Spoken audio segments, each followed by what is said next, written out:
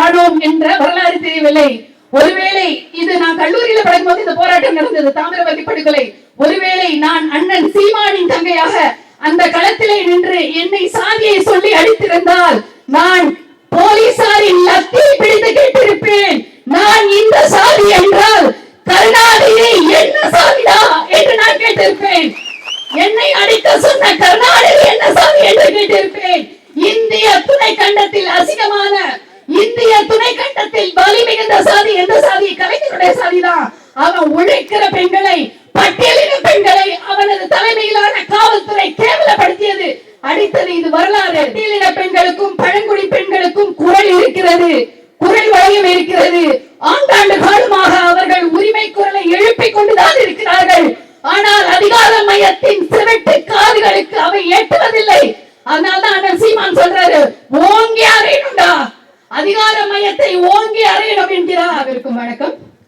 2012ஆம் ஆண்டு டிசம்பர் மாதம் வள்ளுவர் கோட்டத்தில் நாம் தமிழர் மகளிர் பாசறை பெண்கள் மீதான பாலியல் வன்கொடுமைகளை எதிர்த்து ஒரு கண்டன ஆர்ப்பாட்டம் நடத்தியது. அது மருத்துவத்துறை சார்ந்த பிசியோதெரபிஸ்ட் நிர்பயா அவர்களுக்காக நடந்த போராட்டம்.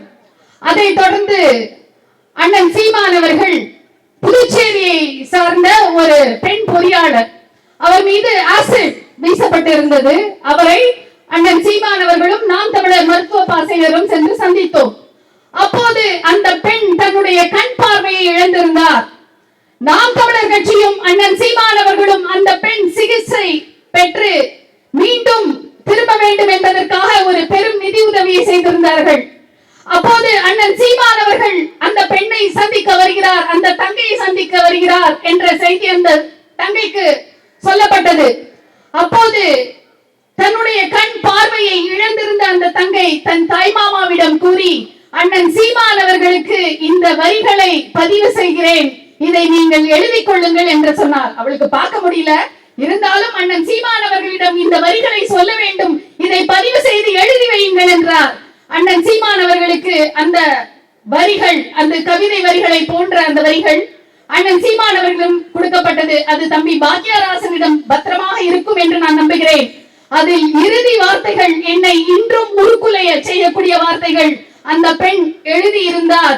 அண்ணா, உங்களை போன்ற அண்ணன்கள் எனக்கு உதவுகிறார்கள், உங்களை பார்க்கவாவது எனக்கு கண்கள் வேண்டும் அண்ணா என்று எழுதியிருந்தார். அந்த வாசகம் இன்றும் என் நினைவு பெட்டகத்தில் என்றும் நீங்காமல் இருக்கிறது. அன்பு மக்களே, 2022 மீனவ பழங்குடி பெண்ணின் மீதான பாலியல் வன்கொடுமைகளுக்கு எதிராக நாம் தமிழர் கட்சி கண்டன ஆர்ப்பாட்டத்தை நடத்தியது. அதை தொடர்ந்து 2023ஆம் ஆண்டு கிருஷ்ணகிரியில் பழங்குடி பெண்கள் மீதான பாலியல் வன்கொடுமைகளை எதிர்த்து போராட்டம் நடத்தி வெற்றி பெற்றது. அண்ணன் கேப்டன் துரை அவர்கள், பழங்குடி பாசறையினுடைய தலைவர் அண்ணன் துரை அவர்கள் பதிவு செய்கிறார், இந்திய விடுதலைக்கு பின்பு வரலாற்று சிறப்பு வாய்ந்த தீர்ப்பு பழங்குடியின மக்களுக்கு கொடுக்கப்பட்டது. இதற்கு காரணம் அண்ணன் சீமான் அவர்களும் நாம் தமிழர் மகளிர் பாசறையும் என்று பதிவு செய்கிறார். அன்பு மக்களே, இன்று கொல்கத்தாவில் இந்த மருத்துவருக்கு ஒரு பெரும் நகரத்தில் பெரும் மருத்துவமனையில் ஒரு கருத்தரங்கு கூடத்தில் இந்த பாலியல் வன்கொடுமை நிகழ்ந்திருக்கிறது. இதற்கு ஒட்டுமொத்த இந்தியாவும் கொதித்தெழுகிறது. ஆனால் கிராமத்தில் வாழக்கூடிய பெண்கள், பட்டியலின பெண்கள், ஒடுக்குமுறைகளை சந்திக்கக்கூடிய பெண்கள், உழைக்கும் பெண்கள், அடித்தள மற்றும் விளிம்பு நிலையில் வாழக்கூடிய பெண்களுக்கு இதே அவலம் நடந்தால் இந்த ஒட்டுமொத்த இந்தியாவும் எழுந்து போராடுமா என்றால் நிச்சயமாக இல்லை. நிச்சயமாக இந்த இந்தியா போராடாது. அன்பு மக்களே, இந்தியாவில் வாழக்கூடிய ஒடுக்கப்பட்ட மக்களில் 16.3% பட்டியலின பெண்கள். அந்த பட்டியலின பெண்களில் 50% கிராமங்களில் வாழ்கிறார்கள். அந்த பெண்களில் 37% அந்த பெண்கள் மீதான பாலியல் வன்கொடுமை அதிகரித்திருக்கிறது. பட்டியலின பெண்கள் உயர்கல்விக்காக பல்கலைக்கழகத்திற்கு சென்றாலும் அவர்கள் பாலியல் வன்கொடுமைகளுக்கு உட்படுத்தப்படுகிறார்கள். இன்று தங்கை ஃபர்ஹானா சொன்ன மாதிரி மக்கள் பிரதிநிதி வீட்டில் ஒரு பட்டியலின பெண் பாலியல் வன்கொடுமை செய்யப்பட்டார். அந்த பெண்ணுக்கான நீதி இன்னும் கிடைக்கவில்லை. திராவிட மாடல் அரசு எடப்பாடியார் இருந்த போது ஒரு பெண், பட்டியலின பெண் மரணம் அடைகிறார். அப்ப அவங்க வீட்டுல இருந்து சுடுகாட்டுக்கு போன உடல், ஆனால் அங்க மழை நீர் தேங்கி இருக்கிறது. அதனால பக்கத்து தெருவுல போகிறாங்க. போகும்போது சொல்றாங்க, அவ கீழ் சாதி, அவளோட பணம் எங்க தெருவுல வரக்கூடாது என்றிருக்கிறார்கள். அப்போ அந்த இளைஞர்கள் மீது 16 பேர் மேல காவல்துறை வழக்கு செய்து, ஆனால் இந்த இறந்த பெண்ணின் குடும்பத்தாரு 31 பேர் மேல காவல்துறை வழக்கு செய்து, அப்ப இது யாருக்கான இந்தியா அப்படின்றது நமக்கு தெரியும். அப்போ காவல்துறை என்ன பண்ணுதுன்னா, அங்க இருக்கிற மழை நீரை அகற்றி சாதி தெருவின் வெளியே சாதி சுடுகாட்டில் ஒரு பெண்ணுக்கு தகனம் செய்தது. அதுதான் இந்தியா. இது கிராமப்புறங்களில் பெண்கள் மீதான சாதிய ஒடுக்குமுறைகள் இன்றும் நடந்து கொண்டிருக்கிறது. சரி, பாலியல் ரீதியாக உடலியல் ரீதியாக பெண்கள் தாக்கப்படுகிறார்கள், ஆனால் பட்டியலின பெண்கள் உளவியல் ரீதியாக தாக்கப்படுகிறார்கள் அப்படின்னா என்னங்க? அந்த தெருல அந்த பக்கத்து வீட்டுல ஒருத்தன் வந்து சாதியை பத்தி இழிவா பேசிட்டாங்க, என்னங்க அந்த பக்கத்து கிராமத்துல ஒருத்தன் பேசிட்டாங்க அப்படின்னு சொன்னா பரவாயில்ல. ஆனா திராவிடத்தின் மிக பெரும் ஆளுமைகளையும் பட்டியலின பெண்களையும் பட்டியலின போராட்டங்களை பற்றி விரிவாக பேசியிருக்கிறார்கள். தந்தை பெரியார் கிட்ட கேட்டாங்க, துணி விலை உயர்ந்துருச்சே அப்படின்னு கேட்டதுக்கு தந்தை பெரியார் சொன்னாராம், பறிச்சி ஜாக்கெட் போட்டா துணி விலை ஏறாதா அப்படின்னாங்களாம். அவர் மேல எந்த ஒரு வன்கொடுமை சட்டமும் பாயவில்லை. ஐயா பொன்முடி அவர்கள் சொன்னாரு ஒரு கூட்டத்துல, நீ எஸ்சி தானே, நீ எஸ்சி தானே அப்படின்னு. ஐயா பொன்முடி அவர்கள் அண்ணன் சீமானினுடைய உலக பழங்குடி நாள் உரையை கேட்கணும். பள்ள, பறைய, இடைய, குறவ, மீனவ இவன்ட்ட இருந்துதான் ஒட்டுமொத்த தமிழ் சமூகமும் பிறந்தது என்றாரே. அண்ணன் சீமான் அவர்களுடைய உரையை, திராவிட இயக்கத்தின் வரலாறை ஐயா பொன்முடி அவர்கள் படித்திருக்கலாம். ஆனால் தமிழ் தேசிய இனம் தோன்றிய, இந்த மானுடம் தோன்றிய அந்த கருவறையை பற்றி ஐயா பொன்முடி அவர்கள் படிச்சிருந்தா நீ எஸ்சி தானே அப்படின்னு சத்தியமா சொல்லியிருக்க மாட்டாரு. திராவிடத்தின் வழிவந்த ஐயா RS பாரதி அவர்கள் பட்டியலின பெண்களினுடைய போராட்டத்தை கேரளம் பேசுறாரு. திராவிட இயக்கக்காரங்க தலையில இருந்து கால் வரைக்கும் பச்சை குதிப்பாங்க. சமூக நீதி, சமூக நீதி. அவங்கதான் சமூக நீதிக்கான பேட்ச குதிப்பாங்க, அவங்கதான் சமூக நீதிக்கான காவலர்கள் சொல்லிப்பாங்க. அந்த RS பாரதி, அதாவது இந்த சமூக நீதி போராட்டங்கள் அனைத்திற்குமே தாய் போராட்டம், தலைமைத்துவமான போராட்டம் என்றால் எதுவென்றால் 18ஆம் நூற்றாண்டில் எங்கள் பாட்டிகள் தோல் சீலைக்காக போராடினார்களே, அந்த போராட்டம் தான் இந்தியாவினுடைய சமூக நீதியினுடைய முதன்மை போராட்டம். அதுக்கப்புறம் இத படிச்சுட்டு வந்த இந்த திராவிட இயக்கக்காரங்க என்ன சொல்றாங்கன்னா, RS பாரதிக்கு வரலாறு தெரியுமா என்னன்னு தெரியல. அவர் சொல்றாரு, நாங்க ஜாக்கெட், இந்த பட்டியலின பெண்களுக்கு ஜாக்கெட் போட்டு விட்டது நாங்க தான் அப்படின்றாரு. இந்த போராட்டம் நடந்தது 18ஆம் நூற்றாண்டில் நடந்தது. இந்த திராவிட இயக்கம் தோன்றது 19ஆம் நூற்றாண்டுல. அப்ப இவங்க என்ன பண்றாங்க? தோல் சீலை போராட்டம் திருடுறாங்க. சரி, நீ திருடுற, அதுல என்ன பண்ணணும்? தமிழ் தேசியவாதி, தமிழர்களுக்காக போராடுறாங்க சீமான் அவர்களை கோக்கணும். அதனால சீமானோட பாட்டிக்கு ஜாக்கெட் போட்டு விட்டது நாங்க தாங்க அப்படின்னு. அப்பதான் நாங்க கேட்டோம், அப்ப கனிமொழியோட பாட்டிக்கு எவன்டா ஜாக்கெட் போட்டு விட்டது அப்படின்னு நாங்க கேட்டோம். அப்போ இந்த பட்டியலின பெண்களை பற்றி கேவலமா பேசியிருக்காரு. அப்ப தோல் சீலை போராட்டத்தினுடைய நூற்றாண்டு நினைவு நடந்தது. தோல் சீலை போராட்டத்தினுடைய நூற்றாண்டு நினைவு நடந்தது. அப்போ கேரளாவினுடைய முதல்வர் பினராயி விஜயன் வராரு. இவங்க எல்லாம் அப்படியே சீனை போட்டுட்டு, இவங்கதான் சமூக நீதியோட பிராண்ட்ல எல்லாம் சீனை போட்டு அந்த நிகழ்ச்சியை முடிச்சுட்டாங்க.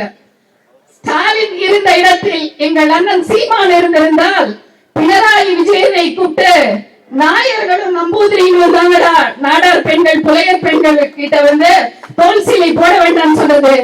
மலையாள மூதாதையர்கள் தமிழ் பெண்களிடம் மன்னிப்பு கேட்கிறோம் அப்படின்ற வாசகத்தை அண்ணன் பினராயி விஜயன் வாயில் இருந்து கூற வைத்திருப்பார். அவன் செந்தமிழன் சீமான். இது நடக்கும். செந்தமிழன் சீமான் ஆட்சிக்கு வரும்போது மலையாளிகள் தமிழ் பெண்களிடம் மன்னிப்பு கேட்பார்கள். அம்மையார் சோனியா காந்தி சொல்றாங்க, பொற்கோவில்ல ராணுவம் வந்ததுக்கு, இந்திரா காந்தி காலத்துல வந்ததுக்கு மன்னிச்சுக்கோங்க மன்னிச்சுக்கோங்க அப்படின்னு கேக்குறாங்க. ஜாலியன் வாலாபாக் படுகொலைக்கு பிரிட்டன் பிரதமர் 100 ஆண்டுகளுக்கு பிறகு மன்னிப்பு கேட்டார். அதை போல தோல் சீலை போராட்டத்திற்கு அண்ணன் சீமான் அவர்கள் 2 ஆண்டுல ஆட்சிக்கு வரும்போது கேரளா மண்டியிட்டு மன்னிப்பு கேட்டோம். அன்பு மக்களே, இந்த பட்டியலின பெண்களோட போராட்டத்தை பத்தி இழிவா பேசுறவங்க நிறைய பேர் இருக்காங்க. அதுல கிங் ஒருத்தர் இருக்காரு. அவர் யாருன்னா டாக்டர் கலைஞர் கருணாநிதி அவர்கள். அதாவது மாஞ்சோலை தேயிலை தோட்ட தொழிலாளர்கள் பட்டியலின பெண்கள் போராடுறாங்க. அப்போ கூலி உயர்வுக்காக பெண்கள் போராடுறாங்க. அப்போ கலைஞர் தலைமையிலான காவல்துறை அந்த பெண்கள் அடிச்சது. சரி நீ அடிக்கிற, ஏதோ உனக்கு அடிச்சுக்கிற விடு. ஆனா அவர்கள் சாதியை சொல்லி அடித்தார்கள். ஒரு காவலர் அடிச்சிருந்தா பரவாயில்லங்க, ஒட்டுமொத்த காவல்துறையும் பட்டியலின பெண்களை நீ பள்ளச்சி, நீ பள்ளச்சி, நீ கூலி கேட்டு போராடலாமா? பள்ளச்சி, உனக்கு போராட்டம் உனக்கு தேவையா?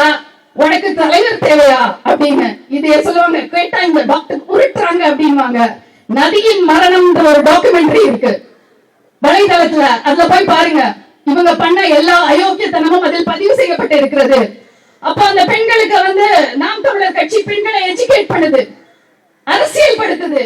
ஆனா டாக்டர் கிருஷ்ணசாமி அவர்கள் அந்த பெண்களை எஜுகேட் பண்ணாரா, அரசியல் படுத்தினாரான்னு தெரியல. அந்த பெண்கள் ஐயோ கலைஞர் தலைமையிலான காவல்துறை நம்ம அடிக்குது, அவர் வசந்த சாதி நம்ம தாழ்ந்த சாதி அப்படின்னு சொல்லிட்டு அடி வாங்கிட்டு பேசாம இருந்துட்டாங்க. அந்த பெண்களுக்கு தெரியாது, கலைஞரினுடைய மூதாதையர்கள் தமிழகத்திற்கு அந்த பிடாரி ஒண்ட வந்த பிறகு விஜயநகர பேரரசுகள் ஒரே நாளில் பள்ள சமூகத்தை அந்த நிலத்தில் இருந்து விரட்டுகிறார். அவர்களுக்கு அதை தவிர வேற தொழில் தெரியல. அதனால மீண்டும் அவர்கள் வேளாண் நிலத்துல கூலி தொழிலாளர்களாக மாறினார்கள். நாம் இந்த மண்ணின் மக்கள். ஆனால் விஜயநகர பேரரசர்களால் தான், கருணாநிதியினுடைய மூதாதையர்களால் தான் நாம் கூலி தொழிலாளர்கள் ஆனோம் என்ற வரலாறு தெரியவில்லை. ஒருவேளை இது நான் கல்லூரியில படிக்கும்போது இந்த போராட்டம் நடந்தது, தாமிரபரணி படுகொலை. ஒருவேளை நான் அண்ணன் சீமானின் தங்கையாக அந்த களத்திலே நின்று என்னை சாதியை சொல்லி அடித்திருந்தால் நான் போலீசாரின் லத்தியை பிடித்து கேட்டிருப்பேன், நான் இந்த சாதி என்றால் கருணாநிதி என்ன சாதிடா என்று நான் கேட்டிருப்பேன். என்னை அடிக்க சொன்ன கருணாநிதி என்ன சாதி என்று கேட்டிருப்பேன். இந்திய துணை கண்டத்தில் அசிங்கமான, இந்திய துணை கண்டத்தில் வலி மிகுந்த சாதி எந்த சாதி? கலைஞருடைய சாதிதான். அவன் உழைக்கிற பெண்களை, பட்டியலின பெண்களை அவனது தலைமையிலான காவல்துறை கேவலப்படுத்தியது, அடித்தது. இது வரலாறு. இந்த வரலாறையெல்லாம் தெரிஞ்ச பின்பும் பட்டியலின சமூகம், பட்டியலின பெண்கள் திராவிடத்தை தூக்கிட்டு அந்த பாவ சுமையை நீங்கள் தூக்காதீர்கள். திராவிடம் ஒடுக்கப்பட்ட மக்களையும் பெண்களையும் டாய்லெட் டிஷ்யூ தான் பயன்படுத்தும். உன்னை பயன்படுத்தி டிஸ்கார்ட் பண்ணிடுவான். அதனால நீ அவர்கள் பின்னால் செல்ல வேண்டாம். என்னுடைய அன்பு தம்பி சொன்னான், அக்கா குரலற்றவர்களின் குரல் என்று பட்டியலின பெண்களிலும் பழங்குடியின பெண்களையும் பற்றி நீங்கள் பதிவு செய்யுங்கள் என்று சொன்னார். பட்டியலின பெண்களுக்கும் பழங்குடி பெண்களுக்கும் குரல் இருக்கிறது, குரல் வளையம் இருக்கிறது. ஆண்டாண்டு காலமாக அவர்கள் உரிமை குரலை எழுப்பிக் கொண்டுதான் இருக்கிறார்கள். ஆனால் அதிகார மையத்தின் சிவட்டு காதுகளுக்கு அவை எட்டுவதில்லை. அதனால்தான் அண்ணன் சீமான் சொல்றாரு, ஓங்கி அறையணும்டா, அதிகார மையத்தை ஓங்கி அறையணும் என்கிறார். அன்பு மக்களே, இந்த சமூகம் இழிவுபடுத்துவதிலிருந்து தடுக்கப்பட வேண்டுமானால், இந்த சமூகம் மேன்மையடைய வேண்டுமானால் அண்ணன் சீமான் அவர்களினுடைய தலைமையில் ஆட்சி அமைய வேண்டும். அண்ணன் சீமான் அடித்தள மற்றும் விளிம்பு நிலையில் வாழக்கூடிய அனைத்து பெண்களுக்குமான விடுதலை ஏற்படுத்தி கொடுப்பார். நாங்க அண்ணன் கிட்ட சொன்னோம், அண்ணன் பெண்களுக்கு துப்பாக்கி பயிற்சி வேணும் அப்படின்னாங்க. அண்ணன் சொன்னாரு, கண்ணு நாம் தமிழர் ஆட்சி வந்துட்டா நம்மளுக்கு துப்பாக்கி பயிற்சி கொடுத்துடலாம் கண்ணு, ஒட்டுமொத்தமா தமிழகத்துல இருக்க பெண்கள் கொடுத்துடலாம் அப்படின்னாரு. அண்ணன் சீமான் அவர்கள் ஆட்சிக்கு வந்தா எங்களுக்கு துப்பாக்கி தேவையில்லை, வருவதற்கு முன்புதான் துப்பாக்கி வேண்டும். பெண்கள் சுட்டு விரலை காமிச்சாலே உன்னுடைய கதை முடிந்துவிடும். அன்பு மக்களே, தமிழ் சமூகத்தின் விடுதலை குறியீடு அண்ணன் செந்தமிழன் சீமான் அவர்கள். அந்த விடுதலை போராளியினுடைய கரங்களை வலிமைப்படுத்துவோம். நன்றி, வணக்கம். நாம் தமிழர்.